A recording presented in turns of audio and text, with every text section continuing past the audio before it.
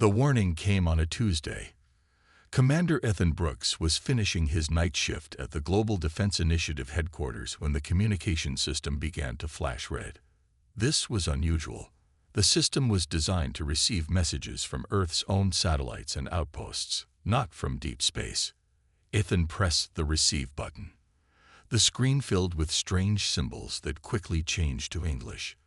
The translation system was working. This is a warning to Earth. I am Keeler of the Draviks. The Galactic Council has made their decision. They see your species as too dangerous, too unpredictable. You have 72 hours before they activate the planet Eraser.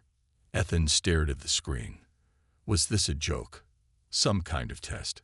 He called his second-in-command, Major Amy Chen. "Amy, I need you in the communications room now," he said, his voice calm despite the fear growing inside him. Within minutes, Amy arrived. Her eyes widened as she read the message.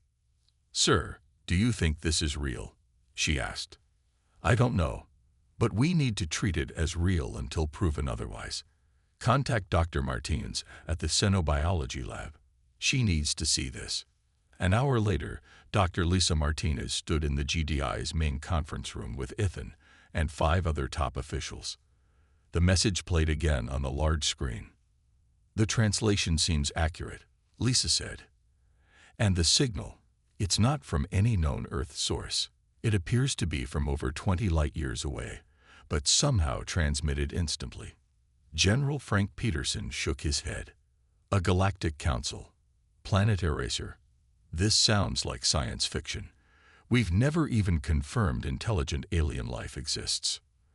"That doesn't mean it doesn't exist," Lisa replied. "Just that they haven't wanted to talk to us. Until now." A second message appeared on screen. Same source. "Time is short. The Council believes your nuclear weapons, your wars, your rapid technological growth make you too dangerous to join the galactic community. I disagree. My people disagree. We cannot stop them, but we can warn you. Save who you can." The room fell silent. Ethan stood up. "If this is real, we have 3 days to save as many people as possible. We need to activate the colony ships." The colony ships were humanity's greatest achievement. 12 massive vessels built for deep space travel and eventual colonization of other worlds. They weren't scheduled to launch for another 5 years, but they were nearly complete. General Peterson picked up a secure phone. "Get me the president."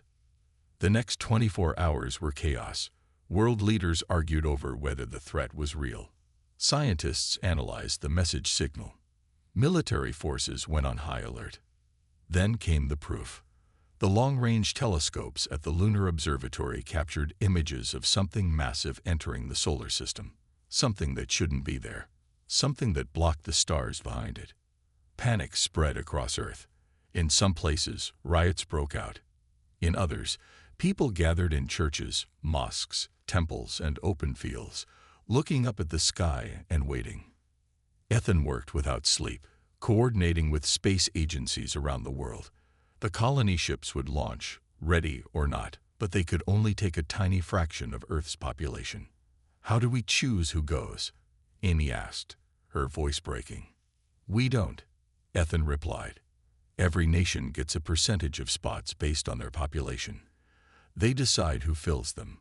The ships need a mix of skills, ages, backgrounds, enough genetic diversity to start over." Dr. Lisa Martinez worked with her team to prepare messages for the alien visitors. Perhaps they could still negotiate. Perhaps there was still hope. At the 48-hour mark, the alien object stopped near Mars. Earth's most powerful telescopes showed it clearly now, a massive ring-shaped device with strange energy patterns flowing across its surface. "It's charging up," said one scientist, his voice barely a whisper. The evacuation accelerated. The colony ships, docked at the orbital stations, began loading their precious human cargo. Each ship could hold between 2 and 3 million people. It would not be enough. Not nearly enough. Ethan watched the monitors as the first ship, Defiance, prepared to launch. Lisa joined him, her hand finding his. "We'll survive this," she said. "Humanity will continue."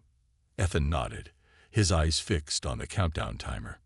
24 hours left until Earth would face judgment from the stars. The final day of Earth began with a blood-red sunrise. Ethan watched it from the command center of colony ship Defiance, now orbiting 200 miles above the planet. 8 of the 12 colony ships had managed to launch. 4 were still loading passengers. "Time update," Ethan called out. 10 hours until estimated weapon activation, replied Officer Steve Miller, his fingers moving quickly across the control panel. Ethan nodded and turned to Dr. Lisa Martinez, who was analyzing new data from the alien ring near Mars. "Any response to our messages?" he asked. Lisa shook her head. "Nothing from the Council, but we got another transmission from our Drevix contact." She pulled up the message on her screen. "More Council ships arriving. You must leave solar system now. Ring weapon affects gravity. Will pull planet apart." Ethan's stomach tightened. He had hoped the threat was exaggerated. "Send emergency launch orders to the remaining ships," he told Communications Officer Kelly Adams. "They have 1 hour to finish loading and break orbit. After that, it's too risky." On the main view screen, they could see Earth. Beautiful, blue, and still teeming with billions of lives. Only about 25 million people would escape on the colony ships. It wasn't fair. It wasn't right. "Commander," said Navigation Officer Paul Harris, "we should set our course soon. The other ships are waiting for coordinates." This was the hardest part of the plan. Each colony ship would take a different path into deep space.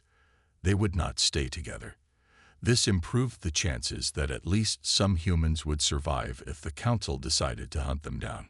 "Send the pre-planned coordinates to each ship," Ethan ordered. "Remind all captains, no communication between ships after jump. Complete radio silence until we reach the rendezvous point in 50 years." As the hours counted down, Ethan moved to the observation deck. Lisa joined him there. Together, they watched as the last colony ships broke orbit. Colony Ship Hope was the final one to launch, its massive engines glowing blue against Earth's atmosphere. 9 ships, Lisa said quietly. 3 couldn't finish loading in time. Ethan closed his eyes briefly. Those 3 ships contained partial crews and some passengers, but they were far from their capacity. Millions of spots unfilled. Millions of lives that could have been saved. "Defiance will stay until the last possible moment," Ethan said. "Maybe we can record what happens, learn something about their technology." Lisa touched his arm. "The data might help us someday, when we're ready to fight back." The final hour approached. The alien ring near Mars began to glow with strange energy. Sensors on the Defiance recorded massive power readings.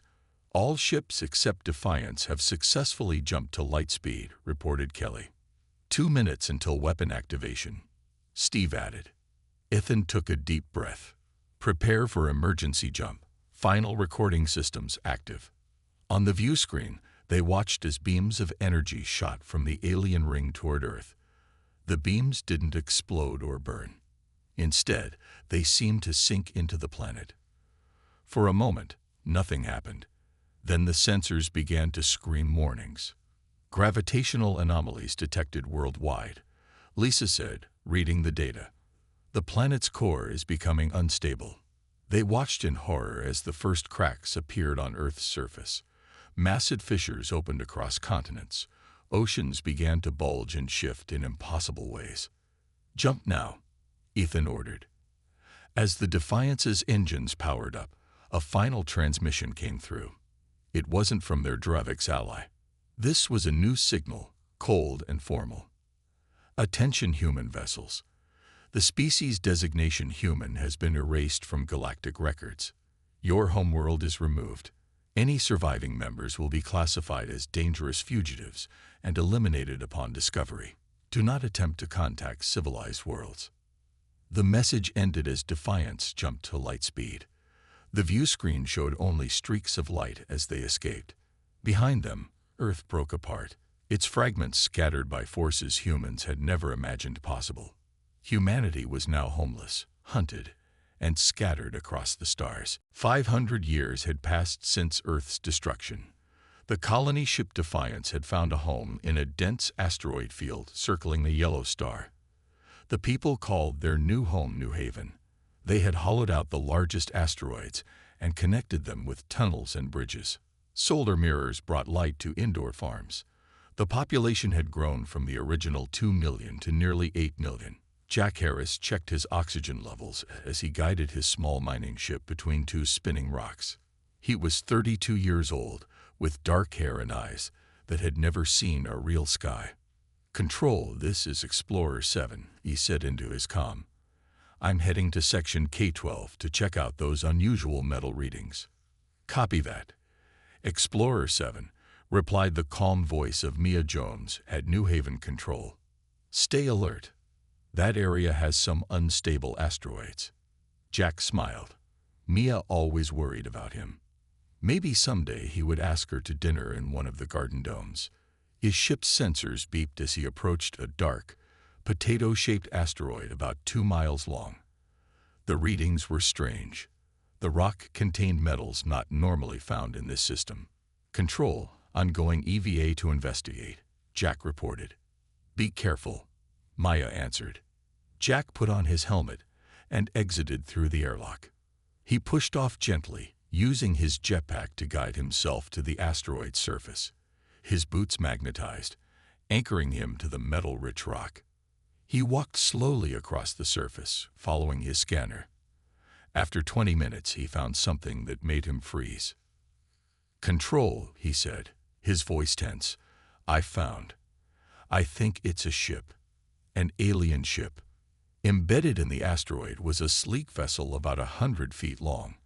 It was made of a dark blue metal that seemed to absorb light rather than reflect it. "Jack, are you sure?" Maya asked. "Positive, and it looks intact, like it crashed here, and the asteroid formed around it over time." 6 hours later, Jack stood in the main conference room of New Haven Central with Dr. Olivia Grant, the colony's chief scientist. On the table lay several objects they had recovered from the alien ship. "It's definitely Council technology," Dr. Grant said, examining a small device with glowing symbols. "Based on the historical records we saved from Earth, this matches what we know of their design style." Director Ryan Mitchell, the elected leader of New Haven, frowned. "Is it dangerous? Could it reveal our location?" "No," Olivia replied. "The power cells are dead. But there's something interesting here." She pointed to symbols on what appeared to be a control panel. "This is in the language of the Silex, one of the 7 founding species of the Council." Jack leaned forward. "Can you read it?" "Some of it. Our database includes basic translations." Olivia's eyes brightened with excitement. "It mentions something called starfire. I think it's an element. According to this, that Silex need it for their technology and even their biology." "A weakness," Jack said. Ryan stood up and walked to the large window overlooking the main asteroid plaza. Thousands of people walked below, going about their daily lives. None of them had ever seen Earth, but all of them knew the story. All of them carried the memory of their lost homeworld. "For 500 years, we've been hiding," Ryan said quietly, "building our strength, expanding slowly and carefully. Maybe it's time we start thinking about the next phase." He turned back to the room. "Dr. Grant, I want you to form a special research team. Find out everything you can about this starfire element and any other Council weaknesses. Jack, I want you to take our fastest scout ship and check if there are any other Council wrecks in this asteroid field." Olivia nodded. "What exactly are you planning, Director?" Ryan's face was solemn. "The Council tried to erase us from history, but we survived. We grew stronger. One day, we'll be ready to reveal ourselves. And when that day comes, I want them to fear us as much as our ancestors once feared them." Jack felt a shiver of both fear and excitement. After centuries of hiding, humanity was taking its first small step toward revenge. 700 more years passed. Humanity had spread to several hidden worlds, while staying invisible to the Galactic Council. New Haven had become the secret center of human civilization, coordinating between settlements and developing technologies that would one day help them face their ancient enemy. Agent Sophia Carter stood before the mirror chamber in New Haven's Special Operations Building. Today was the day she would leave her human appearance behind. "The process will take 6 hours," said Dr. Greg Miller, the lead geneticist. "When it's done, you'll look exactly like a Triaxian female. Blue skin, 4 fingers, enlarged eyes." Sophia nodded. At 32, she was one of New Haven's top intelligence agents. She had trained for this mission her entire life. "I've memorized all the cultural information," she said. "Language, customs, social structures." Director Amanda Lewis, who had replaced Ryan Mitchell many generations ago, placed a hand on Sophia's shoulder. "This is our most important mission yet," Amanda said. "Nexus Station is the largest trading hub in Council space. If you can establish a position there, you'll have access to information from across the galaxy." Sophia took a deep breath. "I won't fail." 3 months later, Sophia walked through the crowded markets of Nexus Station. Her blue skin and graceful 4-fingered hands drew no attention. She was just another Triaxian trader among thousands of aliens from across Council space. She had secured a job as an assistant in a shipping office. The position gave her access to manifests and schedules for ships traveling throughout Council territory. Every night, she transmitted encrypted data back to New Haven using technology that mimicked normal cosmic background radiation. Today, she was following a new lead. She had overheard her boss mention a special shipment of starfire coming from the Psylux homeworld. This was the element Dr. Grant had discovered centuries ago, the one the Council founders needed. Sophia entered a small cafe, frequented by station workers. She ordered a blue drink that Triaxians favored and sat near 2 Psylux officials. "The shipment will be late," one was saying. "The mine on Cortax IV had another accident." "The High Council won't be pleased," replied the other. "That's the 3rd delay this year. The purification chambers need constant starfire supply. It's getting harder to find. The old mines are depleted." Sophia sipped her drink, memorizing every word. This was valuable information. The Council's most powerful species had a resource problem. As she left the cafe, she noticed someone watching her.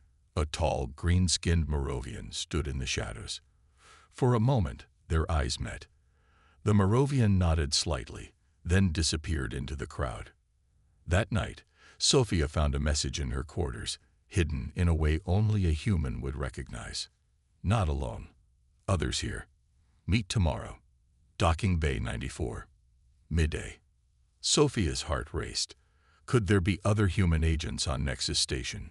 New Haven had sent infiltrators to various Council locations, but she wasn't supposed to know their identities for security reasons. The next day, Sophia cautiously approached Docking Bay 94. The Moravian was waiting. "You hide well, human," he said quietly. Sophia kept her Triaxian face calm, though inside she was alarmed. "I don't understand." The Moravian smiled. "No need for pretense. I am Krell, friend to humanity. I was saved by humans when my ship crashed near one of your colonies 50 years ago. Instead of killing me, they healed me and let me go with a message. We are not extinct, and we have friends." Sophia studied him carefully. "Prove it." Krell whispered. "Earth was blue." New Haven remembers. It was a recognition phrase taught to friendly aliens who knew humanity's secret. "There are 12 of us on this station," Sophia said, finally dropping her act. "All disguised as different species." "I suspected as much," Krell replied. "And there are more at other stations. The Council doesn't know it, but humans have become a ghost network throughout their territory. Watching. Learning." He leaned closer. "And I have news. The starfire shortage is worse than they admit publicly. The Council is vulnerable." Sophia smiled for the first time since arriving on the station. Then it's time to send a special report home. 800 years later, humanity had grown stronger. They now controlled 27 hidden worlds. Their technology had advanced far beyond what Earth had known. Most importantly, they had made friends among the stars. Captain Daniel Wright stood on the bridge of the Vengeance, a stealth ship that could travel through Council space without being detected. He was tall with dark skin and watchful eyes. At 40, he was considered young for such an important command. "We're approaching the meeting point," said his first officer, Kate Bell. "No Council ships detected in this sector." Daniel nodded. "Maintain stealth protocols until we confirm our contact is alone." The Vengeance hovered near an uninhabited moon in a forgotten star system. Below, on the rocky surface, a single ship waited. It was not a human vessel. "Life signs?" Daniel asked. "4 aliens," replied Security Officer Joe Freeman. "Species match our records for the Varex." The Varex were not part of the Galactic Council. They had been banished centuries ago for opposing Council policies. Now they lived on the edges of known space, avoiding Council patrols. "Send the signal," Daniel ordered. Minutes later, Daniel sat across from Zorak, the Varex leader, in the Vengeance's conference room. Nicole Rice, humanity's chief diplomat, sat beside him. She had spent years learning alien languages and customs. "We received your message," Nicole said to Zorak. "You claim there are others who oppose the Council." Zorak's gray skin wrinkled as he nodded. His 4 eyes blinked in sequence. 6 species have been cast out, or fled Council rule. We survive on the fringes, always hiding, always afraid. Like you. How do you know about us? Daniel asked sharply. Rumors. Stories. Some say there was once a world called Earth that the Council destroyed. Some say its people still live. Zorak leaned forward. "We found one of your agents 2 years ago. Before she died, she told us to look for you." Daniel and Nicole exchanged glances. They had lost contact with an operative in that sector. "What do you want from us?" Nicole asked. "Alliance," Zorak replied simply. "Alone, we are weak. Together, we might stand against the Council." 2 months later, representatives from 7 species met in a hidden base deep inside an asteroid. Humans, Varex, Joral, Centauri, Mithra, Telvans, and Krill. All had suffered under Council rule. All had reasons to seek justice. Dr. Alan Parker presented the human findings. "The Council's power relies heavily on starfire. Our analysis shows that 82% of their key technologies require it, and their supplies are running low." "They strip-mined our homeworld for starfire," said the Joral representative, her tentacles rippling with anger. "Then declared our world uninhabitable and relocated us to labor colonies. They did worse to Earth," Nicole reminded them gently. "They destroyed it completely." The meeting lasted 7 days. When it ended, the Alliance of Outcasts was born. Each species would contribute their unique strengths. The Varex offered their knowledge of Council patrol routes. The Mithra provided their skill with biological weapons. The Centauri brought their advanced shield technology. And the humans? They offered leadership, strategy, and a burning determination that had survived 3,000 years. Back on New Haven, the High Council of Humanity met to discuss the alliance. The chamber was carved from asteroid rock, but decorated with images of Earth's lost beauty. "Is this the right time?" asked Counselor Peter Young. "We've waited 2,000 years. Should we wait longer?" Admiral Laura Phillips stood at the center of the chamber. Her uniform was dark blue with silver trim, a design inspired by Earth's old navies. "The Council grows weaker," she said firmly. "Their starfire minds are failing. Their subject worlds grow restless, and we have never been stronger." She placed a data crystal on the table. "This is the full battle plan for what we're calling Operation Shadow Strike. Phase 1 begins in 6 months. The counselors voted unanimously to proceed. Humanity's long wait for justice was finally coming to an end. 500 more years passed. The Alliance of Outcasts had grown stronger and more coordinated. From secret bases hidden throughout the galaxy, they launched careful strikes against Council interests. They never attacked civilian targets. They focused on military outposts, starfire shipments, and communication arrays. Admiral Laura Phillips, now 65 years old, studied the holographic map in her command center. Dozens of red marks showed successful Alliance operations over the past decade. The Council still doesn't know who's behind the attacks, reported Commander Eric Vance. They blame pirates, local rebellions, even each other. Laura smiled. Perfect. Has the latest shipment of weapons reached the Mithra resistance? Yes, Admiral. They're preparing to liberate the mining colony on Destin IV next month. The door opened, and Vice Admiral Heather Ross entered. Admiral, we just received word from our operatives on Silex Prime. The Council has called an emergency meeting of the 7 founders. Laura's eyes narrowed. The 7 founders were the original species that formed the Galactic Council thousands of years ago. They rarely met all together. Do we know why? She asked.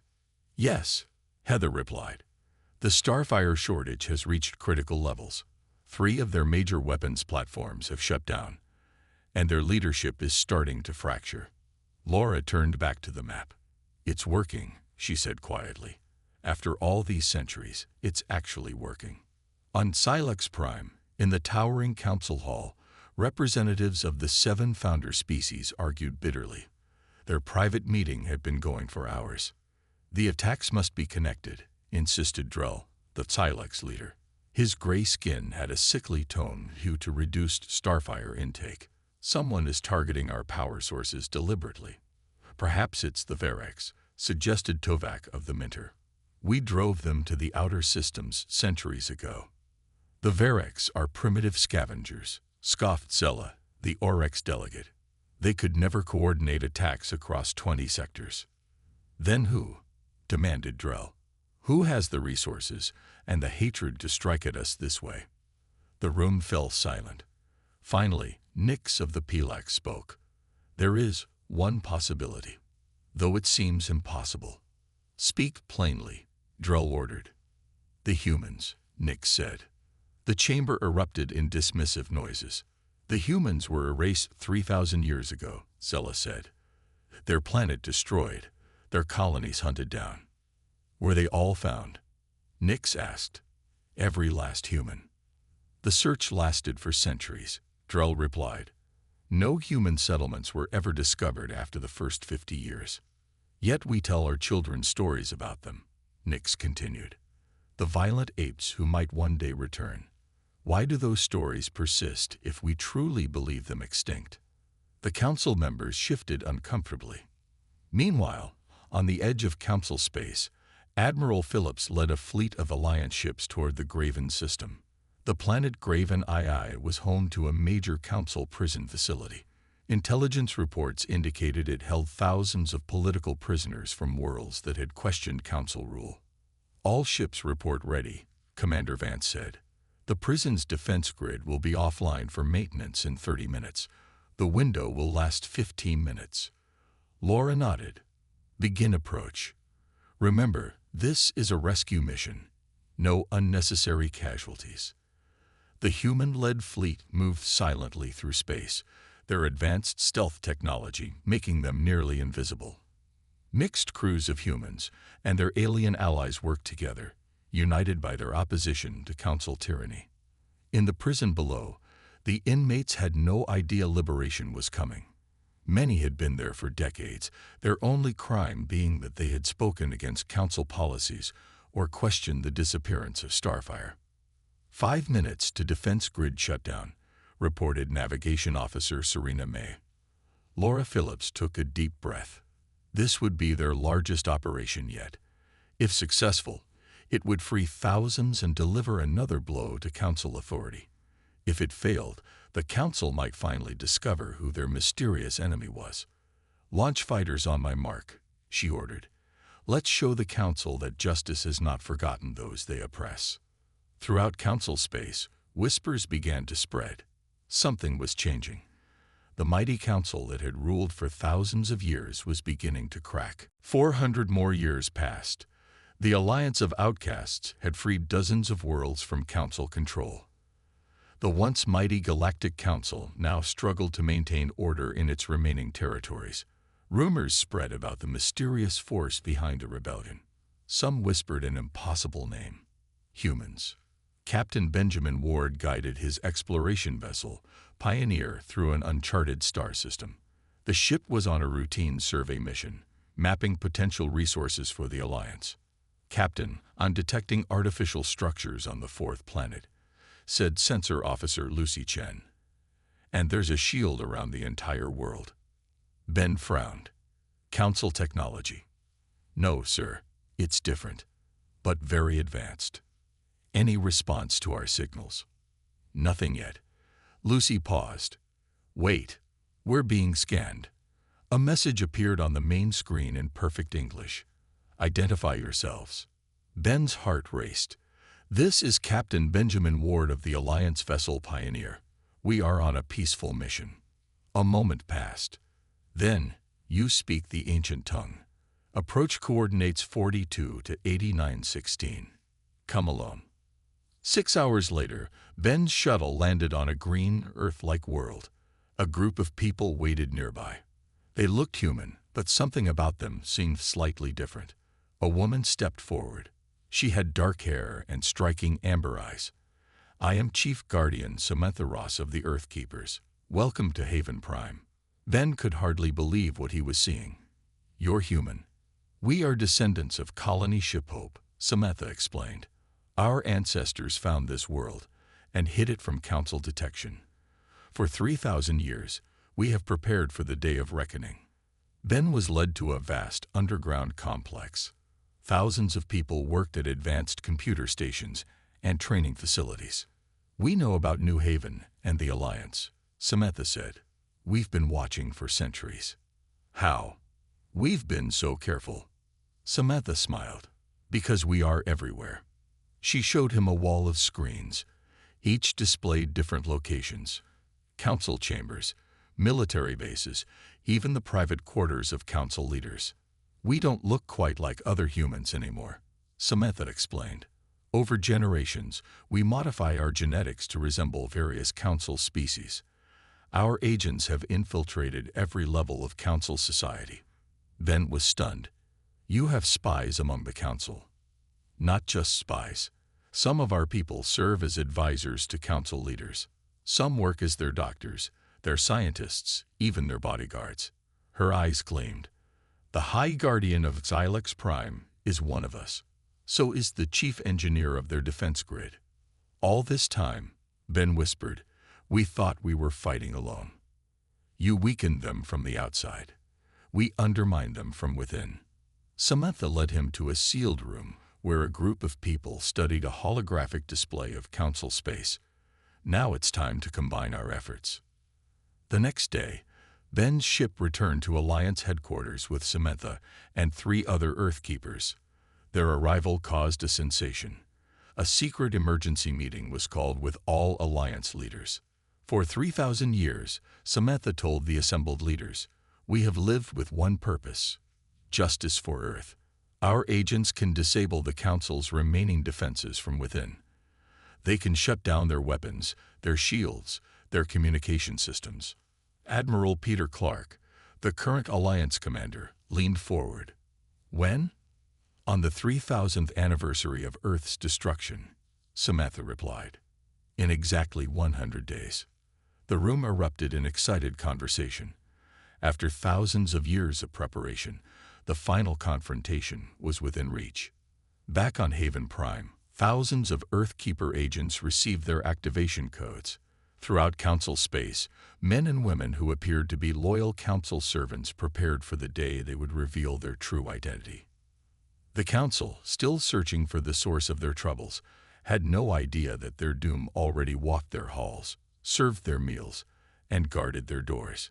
Humanity's vengeance was about to be complete. 3,000 years to the day after Earth's destruction, the final phase of humanity's plan began. It was called Operation Reckoning. Admiral Jason Miller stood on the Bridge of the Freedom, the largest warship ever built by human hands. Around him, officers worked at their stations with focused intensity. Today was the day they had prepared for across countless generations. "All Alliance fleets report ready," said Communications Officer Andy Lewis. "The Varex, Jorel, and Mithra battle groups are in position." Jason nodded. "And the Earthkeepers?" Chief Guardian Samantha confirms all agents are standing by. They await the signal. Jason looked at the main view screen. It showed Silex Prime, the heart of Council space and home to their central government. "Send the signal," he ordered. "All ships, commence Operation Reckoning." Across Council space, thousands of Alliance warships emerged from hiding. They had been positioned for weeks, using advanced stealth technology to avoid detection. Now they deactivated their cloaking devices and appeared near key Council worlds. At the same moment, on Silex Prime, the Grand Assembly of the Galactic Council was in session. Over 200 representatives from Council worlds had gathered to discuss the ongoing crisis. The 7 founders sat on elevated platforms. "The situation grows worse," Drell of the Tylex was saying. 12 more worlds have declared independence. Our Starfire reserves are nearly exhausted." Suddenly, the lights flickered. The massive security doors slammed shut, sealing everyone inside. "What is happening?" demanded Zella of the Oryx. The main communication screen activated by itself. A woman's face appeared. Fleet Admiral Emma Clark, the Supreme Commander of all human forces. "People of the Galactic Council," she said, her voice calm but firm. 3,000 years ago today, your predecessors destroyed the planet Earth and attempted to erase humanity from existence. They failed. Gasps and shouts filled the chamber. "Impossible," cried Drell. "The humans are extinct." On cue, 50 people in the chamber stood up. Council officials, security guards, even some of the representatives themselves. They stepped forward, touching devices on their wrists. Their appearances shimmered in change, revealing their true human features. "We have lived among you for centuries," said one man, formerly the chief advisor to the Silex leadership. "Watching, waiting." Outside the council hall, citizens gathered around public screens to watch the broadcast that had overridden all channels. They saw images of Earth before its destruction. Blue oceans, green continents, cities full of life. Then they saw it break apart under the council weapon.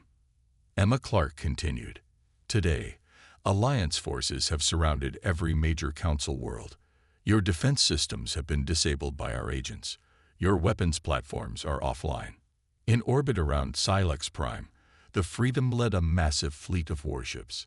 The Council's orbital defenses hung silent and powerless in space.